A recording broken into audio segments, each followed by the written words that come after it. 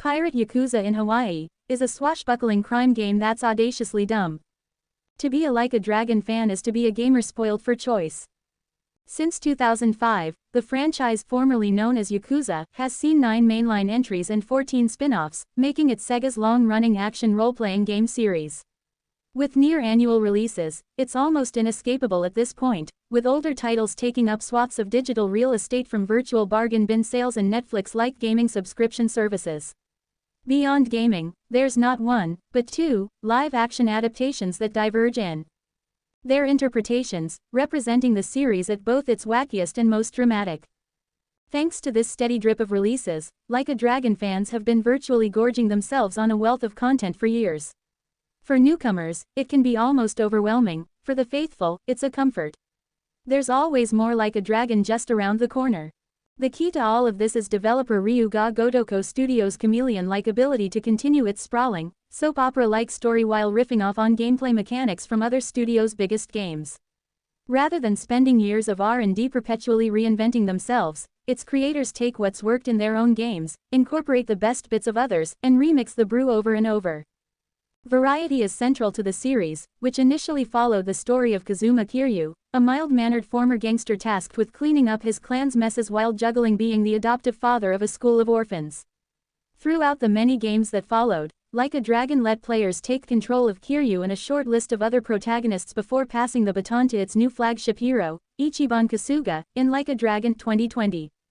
Sometimes a open-world gangland drama, others a more traditional turn-based RPG, it's a franchise predicated on being just about anything it wants to be at any given time, filled to the brim with minigames and side quests that are as engrossing as they are ludicrous. It's that ludicrousness that's on display in the newest game, Like a Dragon, Pirate Yakuza in Hawaii, out Feb. 21. Following the exploits of fan-favorite supporting character, Guro Majima, it's a swashbuckling adventure that may not live up to the best the series has to offer, but proves that Ryuga Gotoku Studios' maximalist approach to genre mishmash will always be surprising, even when the result is off-kilter comfort food. The art of mimicry. Like a Dragon, Pirate Yakuza in Hawaii was surprise announced just 8 months after its More is More RPG predecessor, Like a Dragon, Infinite Wealth 2024.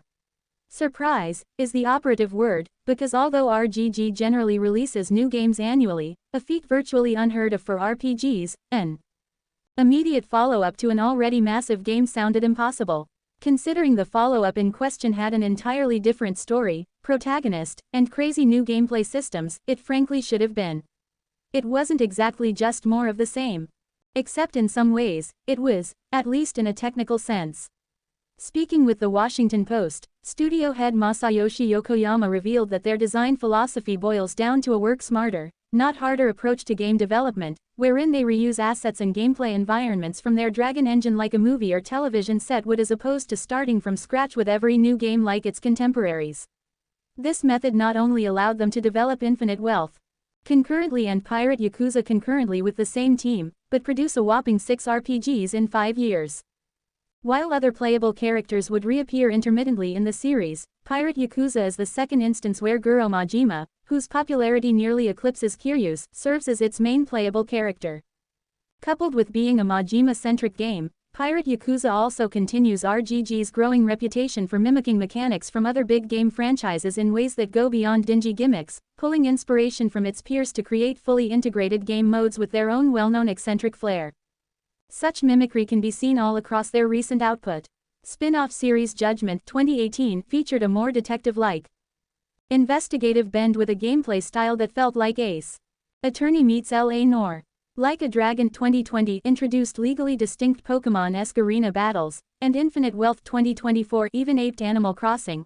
New Horizons 2020 with its Dondoko Island game mode, allowing players to construct and manage an entire resort island down to resource gathering and social interactions. Fans quickly pointed out that Pirate Yakuza sees RGG appearing to emulate seafaring games like Ubisoft's Assassin's Creed Black Flag 2013 and Skull and Bones 2024 in a similar vein, although its over-the-top nautical antics blow them out of the water. While Pirate Yakuza is far from RGG's strongest narrative game with a vapid and contrived story whose emotional beats awkwardly bumble out in its final hours, it succeeds in being a fun, albeit repetitive, and deeply unserious pirate game where fanservice is king. Picking up months after the conclusion of Infinite Wealth, Pirate Yakuza sees Majima wash up on the shores of a remote island near Hawaii without his memories. With the help of a youngster named Noah, Majima pumps the brakes on his gangster life to fix his amnesia, and ultimately embark on an adventure to become a legendary pirate and uncover a massive payload of treasure. Along their journey, Majima and his crew come into the crosshairs of the criminal pirate underworld of Madlantis, setting the stage for a level of cartoonishness that would be considered kind of ridiculous, even for this franchise's standards. Despite being known as Ryuga Gotoku 8 Gaiden in Japanese, a name denoting the game as a solemn epilogue, similar to the ones fans experienced with Kiryu in Like a Dragon Gaiden, the man who erased his name 2023 Pirate Yakuza wastes no time tempering expectations. In its opening moments, a future version of Majima flat out tells the players they shouldn't think too hard about the game or its story. Pirate Yakuza proverbial monkey's paw furls on providing a thrilling pirate life and crime simulator at the expense of a more coherent or emotional story. A pirate's life for me. After a slow onboarding process that refamiliarizing players with its Honolulu map, or introducing newcomers who haven't played Infinite Wealth, and catching people up on the broad strokes of the series thus far, the game opens up as a zany pirate adventure. With it comes the return of the series' old-school free-flow action combat that was the standard before the more RPG-like modern entries. Instead of following previous games, Live Command RPG Battle System, which is a fancy phrase for turn-based combat where you can move around the battlefield, counter incoming attacks, and use quick-time event prompts to dish out extra damage, Pirate Yakuza has Majima return to his character action roots as a beat-em-up protagonist.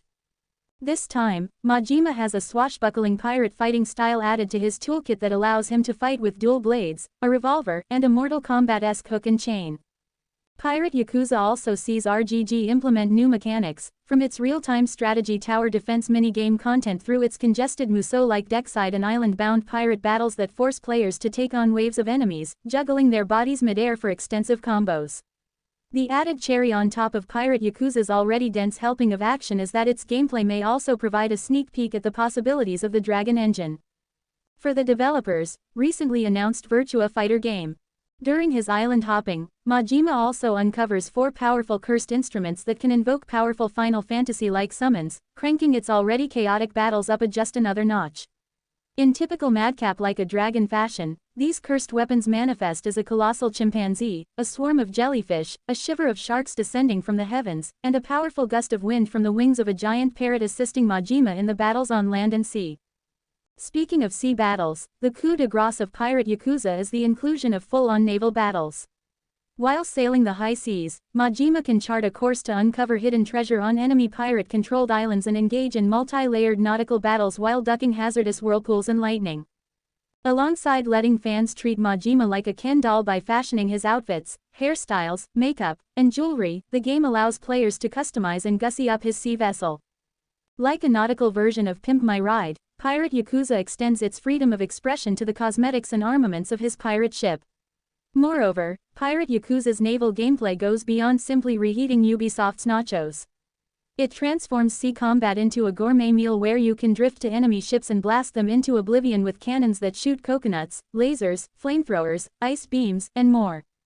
Pirate Yakuza is easily the weakest title of the last 5 games Ryuga Gotoku has released due entirely to its anemic narrative. Its premise story does little to advance the series as a whole, and although its ludicrous premise is novel, it doesn't deliver anything weighty enough to give it life beyond its assuredly silly elevator pitch Yakuza's eye patch guy. Well, now he's a pirate. Even though the game tries to pluck at heartstrings in the late stages of its 40-hour campaign, its efforts to give Majima his big emotionally charged moment like Kiryu gets in Gaiden ring hollow in comparison. Vapid story aside, Pirate Yakuza will be remembered more as the pirate game Ryuga Gotoku didn't have to make, but took a swing at just for fun. And it is fun, just in spite of its thin story and the weight of towering expectations blowing caustically against its sails. Like a Dragon, Pirate Yakuza in Hawaii launches on PlayStation 4 and 5, Xbox One and Series 10s, and Windows PC on Feb. 21.